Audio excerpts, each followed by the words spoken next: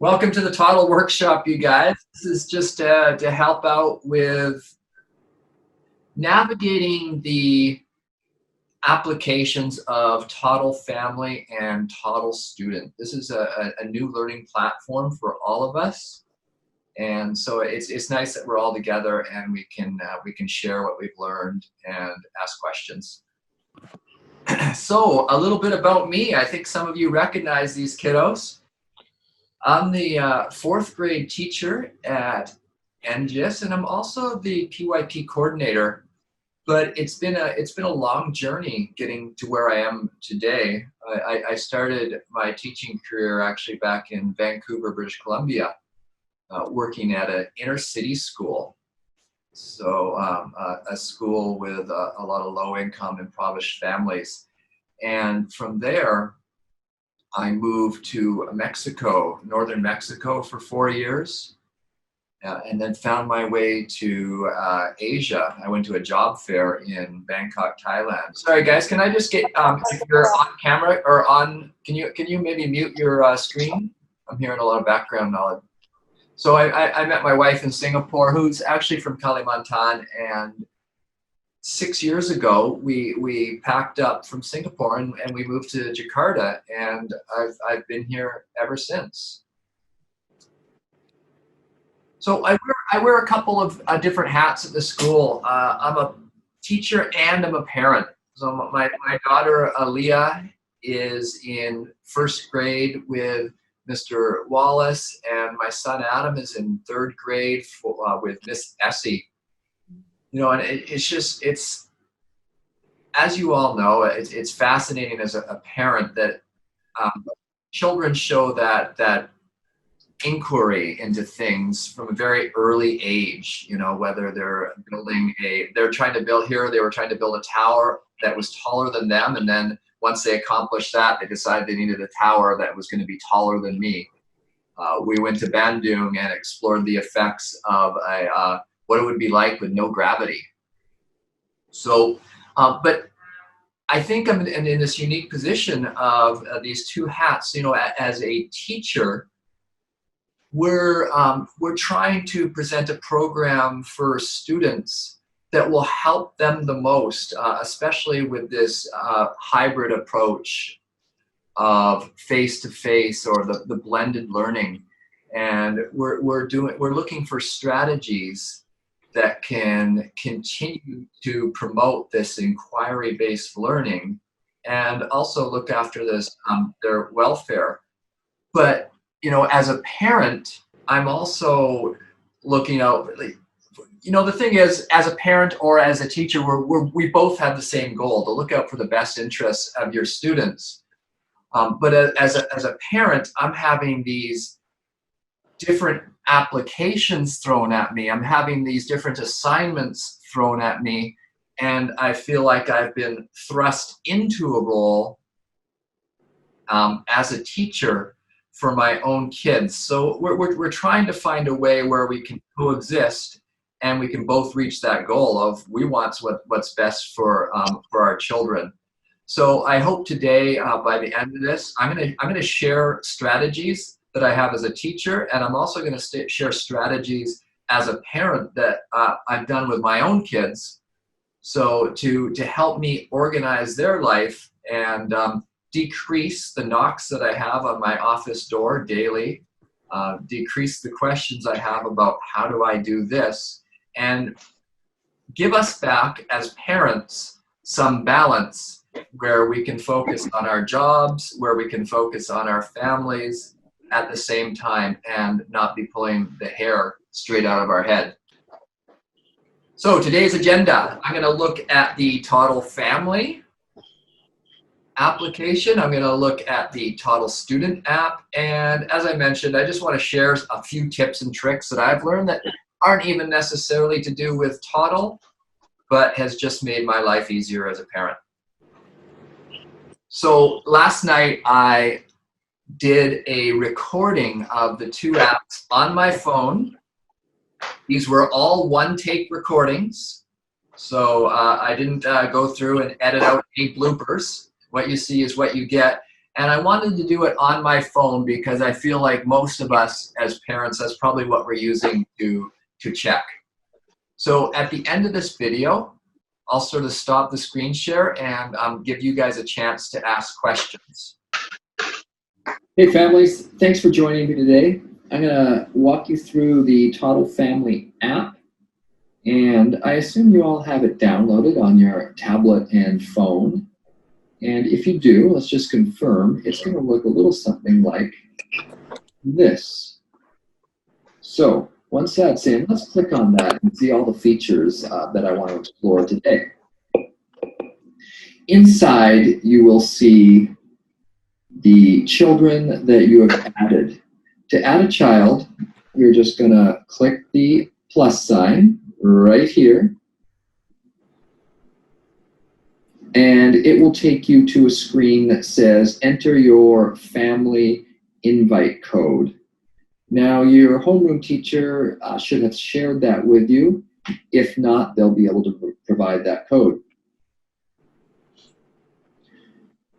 From there, I want to explore the bottom. So along the bottom, you have journal, you have inbox, and you have more. Let's take a look at the inbox. So when I click on here, you will see announcements and conversations. Your homeroom teacher or your student specials might do the occasional announcement here. I know for me, this is where I send the daily updates of what's happening. So this is my son's account right now. So if I click on Monday, the 31st of August, I can see that Miss Essie has sent a message, and along with that message is the schedule and tasks for the day. So really easy to check. As well, we have the journal. So if I click on the bottom, the journal is a showcase of your child's work. So think of it as a digital portfolio. So right now I just have one thing. Aaliyah has submitted a journal. And most of you will probably find that the journal is fairly empty at this point in time. We use the first month to teach students how to use Toddle, get used to the classroom, get used to announcements. As the year goes on, you'll start to see this page fill up. The other thing I want to show you is announcements. So if you click on the three bars up here, you will see a little bell. So with this bell, you can click on there and see updates and announcements. When I click on it right now, I can see that Toddle Support sent a message, Mr. Wallace has sent a message, Essie has tagged a note for Adam, so various different things. The final thing I want to share with you is in the More button. Just a few things here. When I click that, you'll see school calendar, school policies, progress reports, and student sign-in code. Just two things I want to focus on today. If you click on school calendar, you can see a list of important dates coming up. You just have to scroll, when's the holidays, first day of school, etc., etc. And if I go back and if I click on student sign-in code, if you ever forget the student sign-in code, it's here, STQMGL99. And a little hint for you, if you take away the ST, that is the parent sign-in code. So for this case, for Aaliyah, the parent sign-in code would be QMGL99.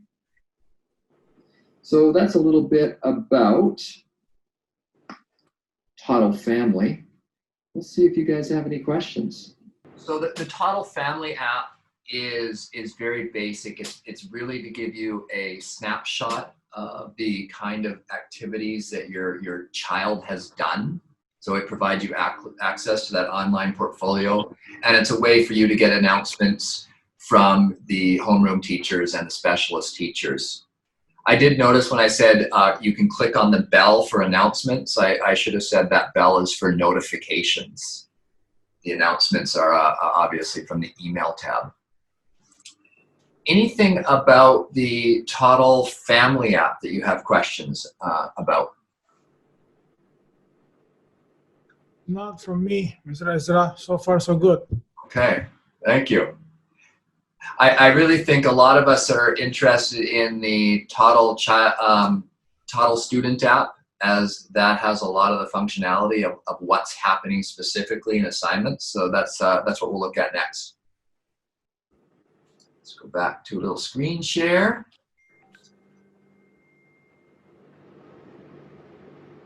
And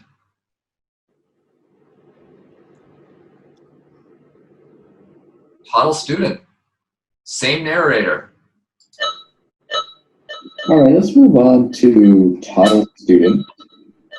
I'll give you a general overview, and then we'll dig a little deeper to see some of the things that will help keep you all organized.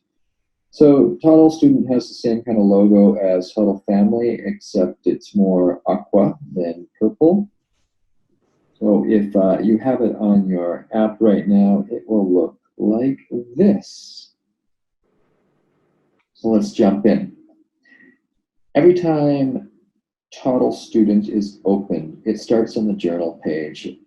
This is the same page that you see on Toddle Family. So student demo, he's in a 4th grade class. And as I scroll through the journal, you can see a collection of his work that has been uploaded. And from various teachers, you can see his Bahasa Indonesia teacher uploaded an assignment. You can see that some of the other teachers who happen to also teach demo uploaded an assignment. And again, this is a digital portfolio of some of the work that demo has done.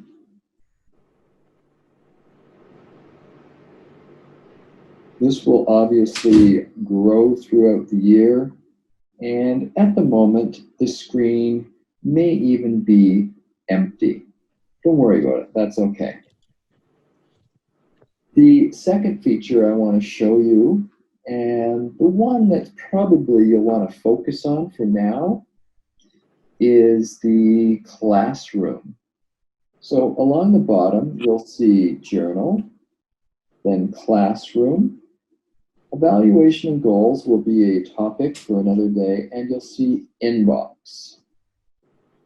So if I click on classroom, this takes me to a page that has all the ongoing learning tasks or assignments. So you can see I keep scrolling, and they're organized by date. So from the earliest, August 14th, all the way up to today. You'll also, I want you to notice 3 tabs. We have an ongoing tab, a scheduled tab, and an archive tab. And we also have a button to help us filter messages. So all of these are currently in the ongoing. If I click on the scheduled, the middle one, you'll see no posts in there right now. This would typically be if a teacher schedules a meeting, it would appear in here. And you'll see the archive tab. These are all past assignments. It doesn't mean that the student has finished them, but it does mean that they probably have already reached the deadline date and we've moved on. Any student can go to Archive tab and update their work. It's not cut off, there's always access. Now, as the year goes on, you will see this list gets longer and longer. So a handy button is that filter button that I pointed out earlier, right here. If you click on that, you can organize or view by folder. All teachers have created folders for assignments for various things. So if I know I'm looking for a math activity, I can click on math, and then at the bottom, click apply. Now, I will just see everything that has to do with math, from Prodigy, your quiz, task cards, etc. So it's really easy to see what assignments have been assigned and to find assignments that you're looking for if you still need to submit. I also want to point out that you'll see little indicators here, orange circles with numbers. So that could be an ongoing class conversation. So if I click on that, it opens up and you can see the task that's been assigned. You can see the class conversation. And you can also see if it's been handed in. Here you will see that it's actually empty. Let's go back and look at the final button, which is the inbox. So when I click on the inbox will be all the announcements from teachers. And if I tab one over, it will be notifications of tasks that were assigned or maybe comments, etc. So that's a sort of a brief preview of the student app. Let's dig a little deeper in the question period. All right, I want to share with you my actual classroom because I do want to give you some suggestions as well, but anything that stands out for you guys from the video, I'm happy to answer right now. All right. I haven't decided what the appropriate amount of wait time is, but that means that everything's going really well or that it's a complete disaster. All right, let me share with you my actual Toddle screen. So when I enter, I do have access to all classes, but I'm going to use my own class, class 4. One of the things is that as this ongoing box fills up, I know that some students can start to feel a little overwhelmed about where to start. So my first recommendation is, well, I have a couple recommendations. One, as a parent, now it depends, like some of you early years obviously are doing a lot of hands-on with the kids, and then the upper primary, they can be a little more independent.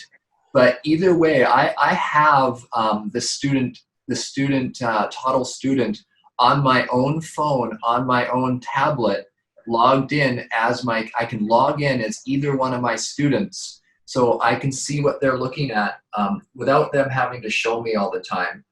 And I never touch anything in their folders without them there, but I kind of like to hover in secret and just see what's going on.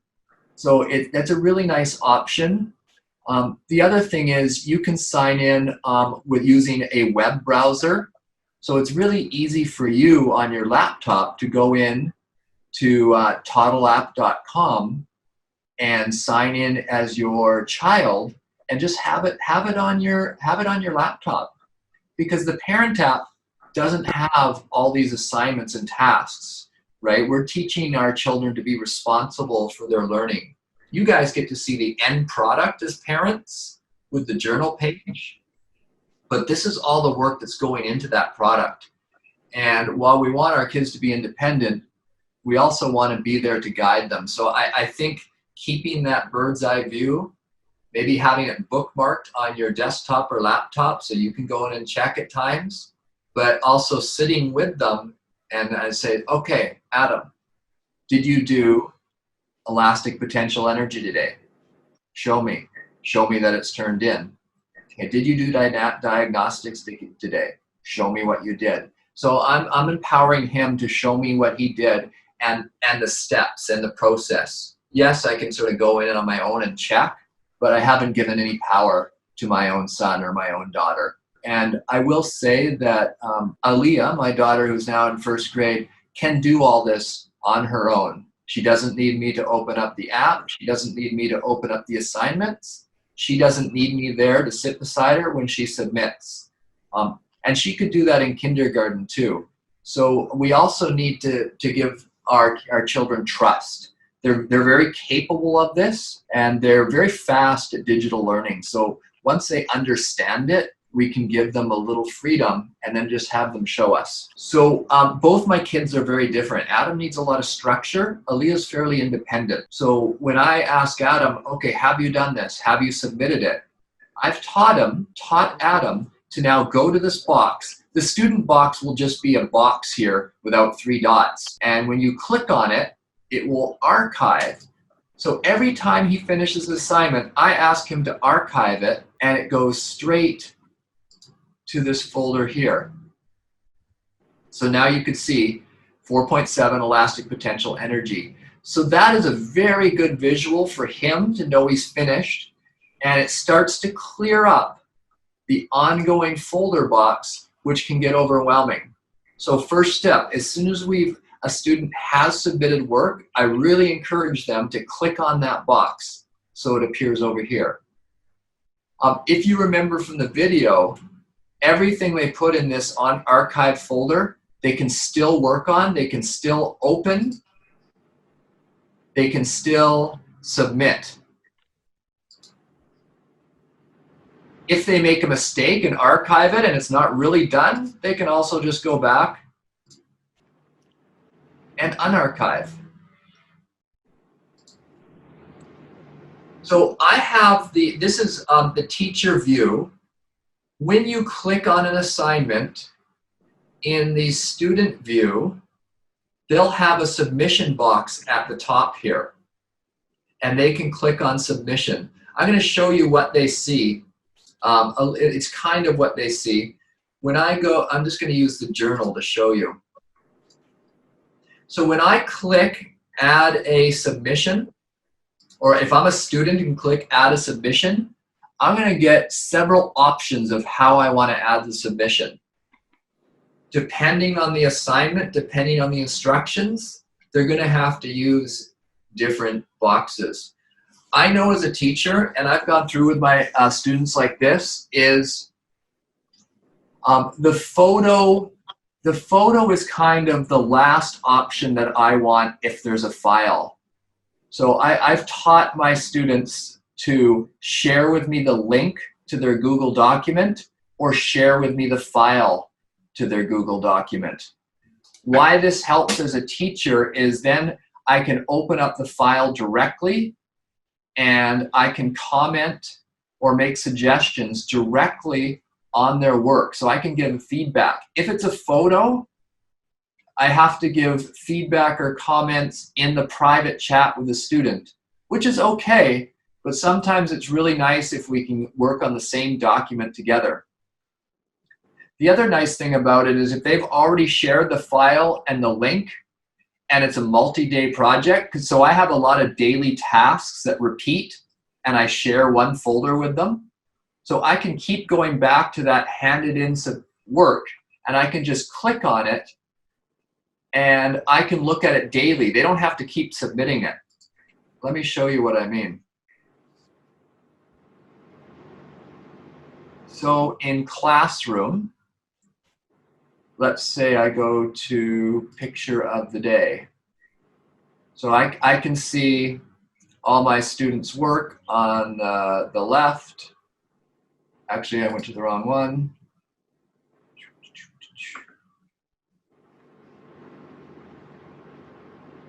So I can see student work on the left, and I can also see if there's a little red dot that they've sent me a message. So Cherry's the first one that comes up, so I'll use here. So we had this talk today. So she sent me earlier a picture of her assignment. Perfect, everything's done. In class this morning, we talked about, Cherry, if you send me the link,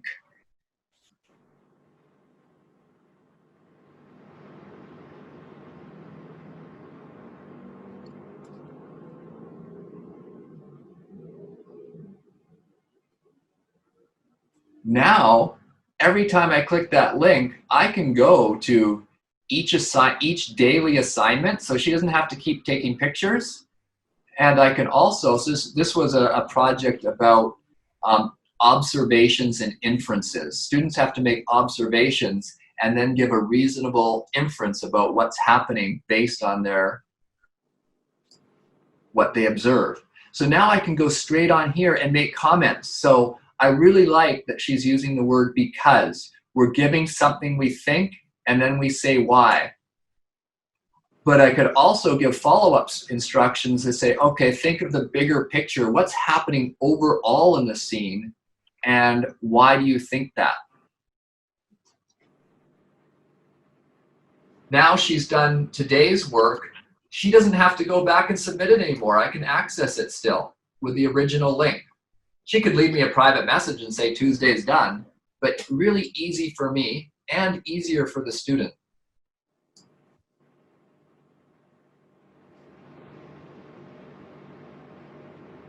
All right, let me back up and just see. I've talked a lot. If you have questions or maybe some of the frustrations that you have with Toddle Student, let me know.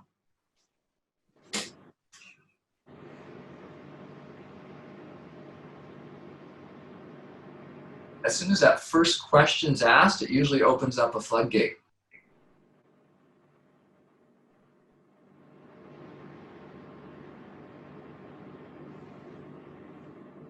No question from me, Mr. Ezra. It's super clear. All right, I'm going to keep. I'm getting used to all of these tools on my daily life, so. You know, and even as teachers, we're meeting every week, and we're sharing, hey, what applications are working really well with your students and your families? What things are parents frustrated about? What things are students are frustrated about? Like Leon says, we're learning daily, so we're making adjustments daily to help you guys, to help the students. And we're having that collaborative conversation, which is really important. Let me go to the third part of this presentation, which is just some tips and tricks in general about organization, not necessarily Toddle, but you can take it or leave it. Just let me go back to share screen.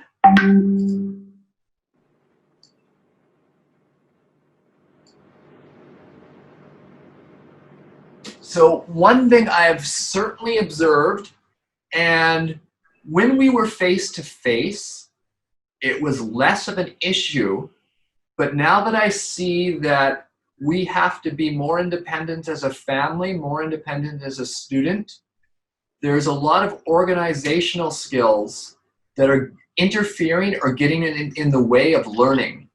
And the first thing I would recommend is check your child's student or Google Drive. When you go into the drive, so this is my son's drive, Adam. I had to sit with him and create individual folders for each subject. When I first went into his drive, it was 60 or more files just listed individually. He couldn't find things for a couple reasons. There was too many, and he doesn't remember what he calls things. So he was scrolling down a list every time to look for things. Now, every time he gets an assignment, I ask him to put it in a folder that we created together. It has helped his organization immensely. I will say this. I told you that I kind of watch my kids from afar. I have the Toddle Student app on my phone. I can log in as them. I also watch their Drive and their Gmail from afar. I have it. I've put their accounts on my laptop, on my desktop. So I can go in as Adam to his Drive and see what's going on. I can go to his Gmail and make sure he's answering Gmail. But also by doing that, I worked with him on my desktop to organize, because I do find the tablets take more effort to organize than a laptop or a desktop computer. So it was good for me and him to do this as an exercise of organization, but it was also really helpful to have a mouse and a keyboard as we were creating folders and organizing Google Drive. So my homework for you guys is go on to your students' Google Drive, and does it look like this, organized by folders, or do you see 50 thumbnails of documents they have received? My next suggestion is Gmail. I've slowly been going through the 4th graders looking at their Gmail. You will probably see that they have hundreds of messages in their inbox. So half of those messages are unanswered. They're still bold. So again, I took a screenshot of Adam's Gmail. It's not bad. He has about 66 messages in his inbox, but I've taught him how to create a folder or a label. You can see on the left, we made a family label, so messages from myself or my wife. We've made a Miss Essie label. So when she sends a message, he can tag it and it goes straight to here after he's done with it, and he can remove it from his inbox. So it's easy for him to go back and search the Gmail. As a member of G Suite, we have unlimited storage, so we shouldn't be worried about deleting things, but we should be worried about organizing things. And I'll sit down with him, because I'll peek into I even have his Gmail on my phone, and I'll look and I'll see unanswered messages, and I'll just say, hey, Adam, have you checked your Gmail? I never say, hey, Adam, you have 6 unanswered messages. I just sort of give a suggestion like, hey, I'm wondering if you're doing this. So your second homework, have your child open up their Gmail, see what it looks like. Is there hundreds of messages, most of them unread, or is it organized by labels?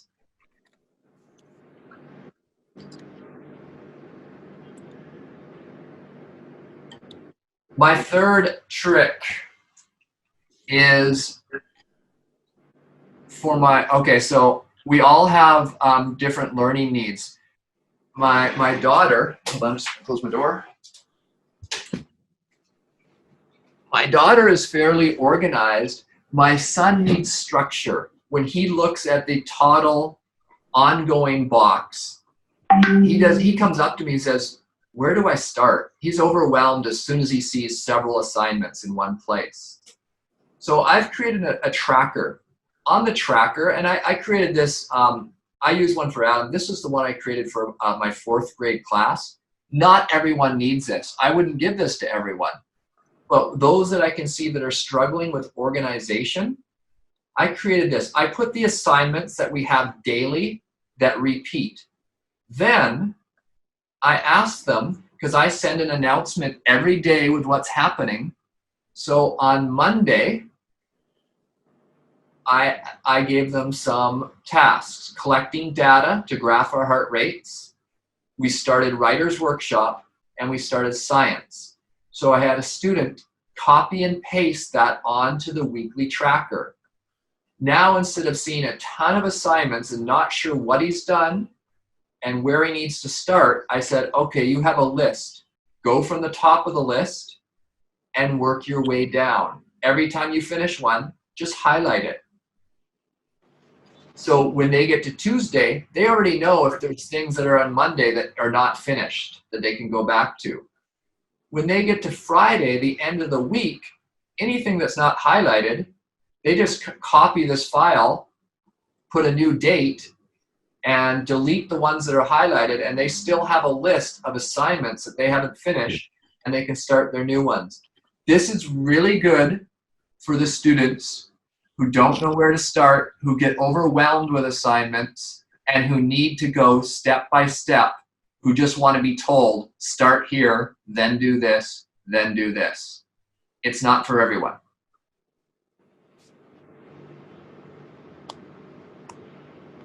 Finally, this isn't a tip or trick, but in the early years, if you're helping your students research or go online for things, even I find when I type in a search, I always say, okay, is this student friendly? Will I be able to explain it? Will they understand it? It's frustrating as a parent when we have to help search because there's billions of sites we can go to. These are 3 sites or 4 sites that I like. 3 of them are search engines. I use Kiddle.co a lot. I like it.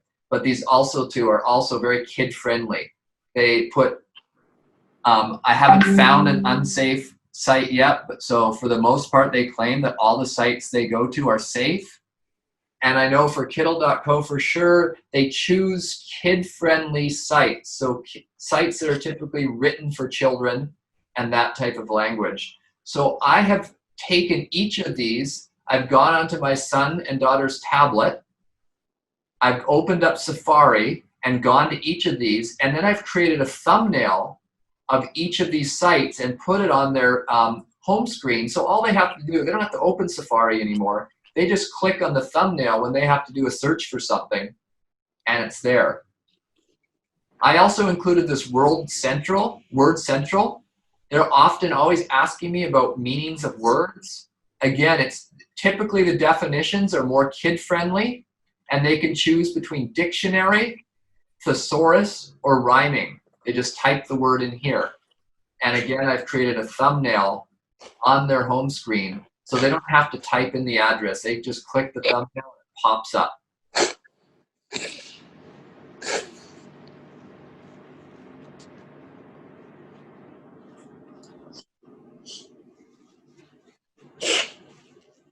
I have a lot of things I want to share, but I also want to keep it manageable. Sort of the rules of 3. I shared with you 3 things today. Toddle family, Toddle student, and some tips and tricks to keep organized for our children. Please let me know if you have any questions. Hello, Miss. Hi, Andy. Sino mau siaran dikit.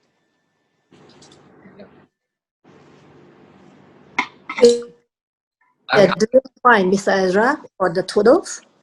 Yeah, we are doing for the Toodles application. Yeah. Yeah, and it's quite clear for us to know because like every day, it seems that the kids starting to know the routine, how they do it on the Toodles. Yeah, and you know what? And thank you for your patience too, because I know if I was to have NJIS ask me as a parent the first week, how is it going? As a parent, I would say, this is terrible.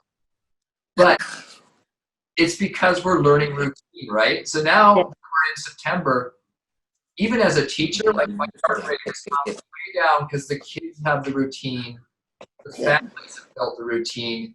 Things are starting to go smoothly. So I think it's just a good reminder as a parent or as a teacher, we always need a few weeks to get back in routine and teach new things. The other thing I like to remind people is we started virtual learning at the end of the year last year. All the routines, all the relationships were established. I knew what my students were capable of and how much I could push them. This year, I'm basing it on my knowledge from last year, which doesn't necessarily mesh, but is a starting point. Now I can start to adjust. And now I think we're starting to find that happy place where the students are comfortable, the parents are comfortable, and the teachers are comfortable. And there's just a lot less tension going around.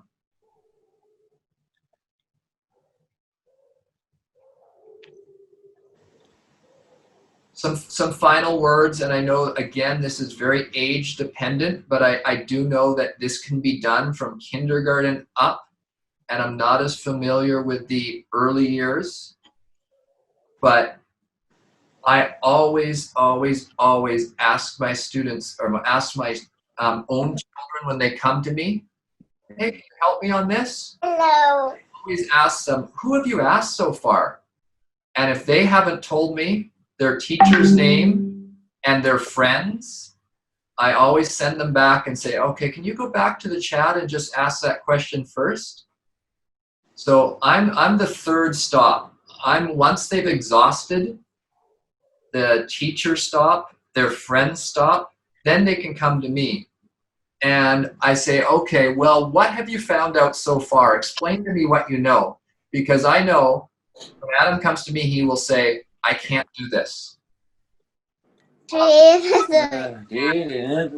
want to know specifically what is it that he doesn't understand and what is it that he does understand. I say, okay, Adam, I'm going to help you, but tell me what you know so far. So I make him reread the question, and then he tells me the things that it's asking or the things that he knows. So we really try and pinpoint the specific area that he is struggling or that my daughter is struggling on.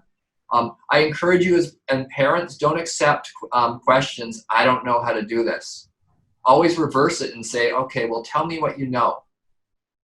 We learn from our background knowledge, our schema, and we build upon that. But if we don't know what they know, it's hard to build upon. We finished with 10 minutes to spare, which is good. The floor is open. If you want to talk to me about things that have frustrated you, great. If you want to say, talk to us, as we're all parents here, what has worked well in your household or any tips, fantastic. And if you just want to take what I've given you today and mull it over and think about it, I will share this presentation with all of you later this week. And if you want to hear the exact same presentation, I will be here at 6 o'clock tonight. Feel free to jump back in. Okay, so is it done for today, Mr. Ezra? That's it. Okay then. Thank you guys for attending. I will stick around for a few minutes if anyone has questions, and Mr. Gerald wants to make a comment before you take off. Quick question before anybody takes off. A quick of hands. How many of you have already downloaded the Toddle app, or yourselves as parents? Oh, there's a lot of hands I can't see. you can give a little hand icon as well. Yeah, or a thumbs up or something like that. Yeah. Okay. And Mr. Ezra, just a quick question. Is there any difference, or is there any platform which the Toddle app is better on? Or is there a difference between Android and iPhone? Is it better to go from the desktop? Are there any differences there, or is it pretty much the same no matter what? It's the same experience from Android to Apple to desktop. Okay. So at that point, it just becomes, which operating system are you comfortable with? I know that every one of my students is on an iPad, and I use the desktop Apple, but I have an Android phone. So I often just borrow my my children's tablets so that I can film videos so that my students get the same experience, even though all the operating systems operate the same. All right, you guys, thanks so much. I also wanted to say one more thing, as I'm always available to reach out to. Feel free to email me at any time. Feel free to WhatsApp me at any time. I don't take offense to outside of office hour contact. I may not always answer it, and I will get back to you if you have questions. Okay, bye, Mr. Ezra. Thank you. Thank you. Bye, thanks. See you guys. Bye. Thank you. Thanks, Mr. Ezra. You're welcome.